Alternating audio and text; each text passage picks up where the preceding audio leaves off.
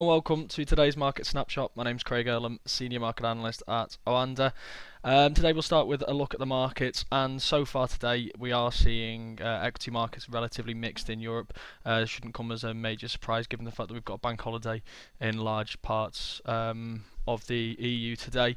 German markets shut, so we've got no trading in the DAX. Aside from the relatively low volumes that we're also seeing, there's been a bit of a lighter day on the economic data front. There's been no major economic releases to come from Europe, and relatively little news flow. So there's not really any catalyst, not much affecting the market so far today. I guess the biggest moves that we are seeing in the market so far today do come from the oil markets. We had the report from Goldman Sachs today, which suggested that we've actually hit a deficit now in the oil market. So this oversupply story, which has drained so much value off of oil over the past 18 months to 2 years, has now potentially reversed, and now we're seeing a small undersupply. Now that's been driven by supply disruptions partly from Nigeria. The US, of course, we've seen the output fall from around 9.6 million barrels a day to around 8.8 million barrels a day,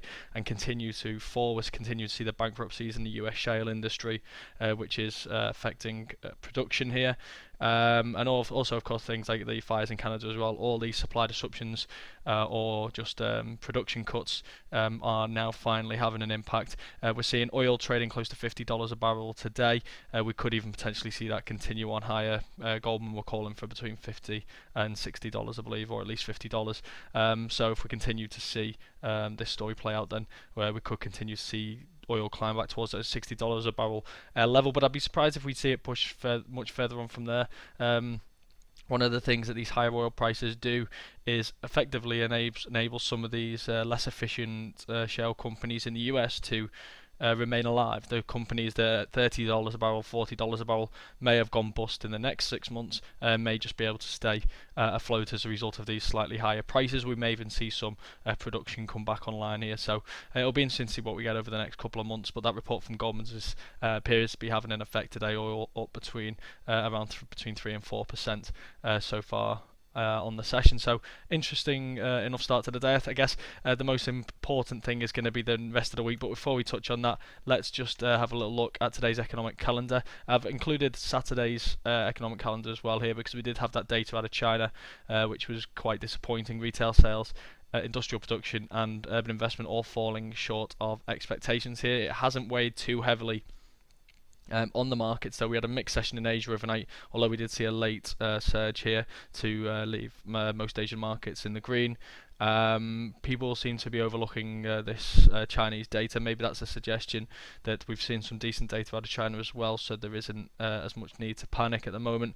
Also, we're getting a lot of monetary and fiscal stimulus from China at this stage, and I think people are looking at this and thinking that if the data continues to deteriorate, then we could see additional stimulus yet again from the People's Bank of China, which could help to support the economy.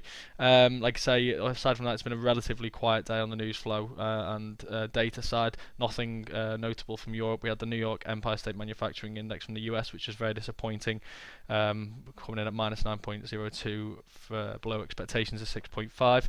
But aside from that, it's been very quiet. I think people now are going to be focused on the rest of the week. It's a big week in the markets this week. The notable standout event is going to be the FOMC minutes, which will be released on Wednesday.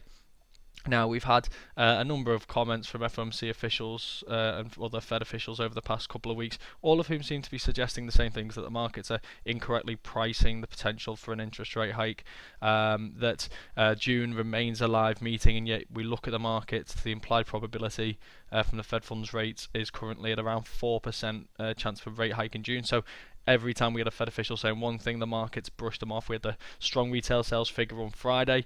Markets brushed that off as well, and we actually saw the implied probability fall from 8% to 4%.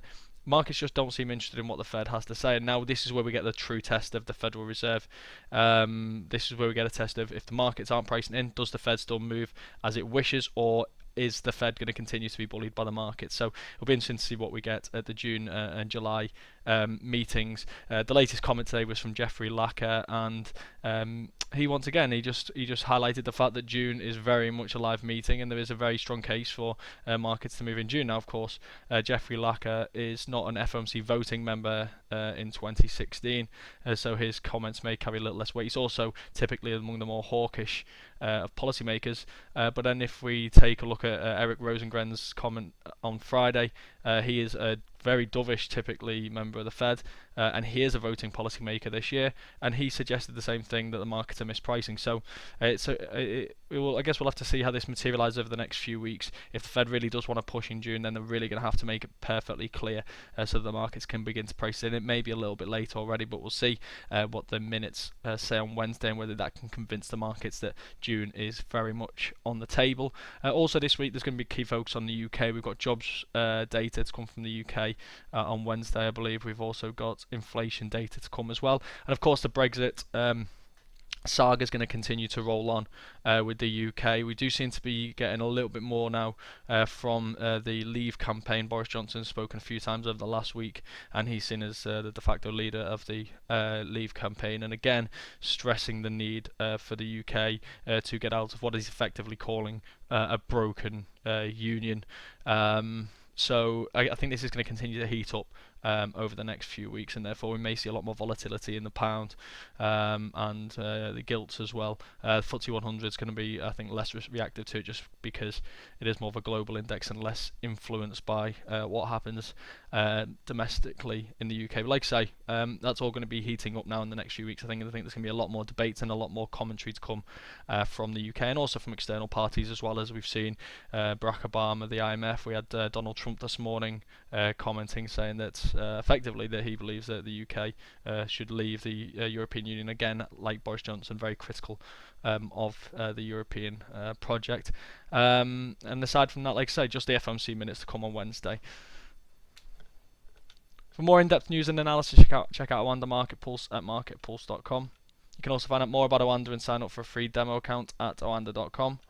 Here you'll also get access to OANDA Forex Labs, which has a lot of great tools designed to help you with your trading.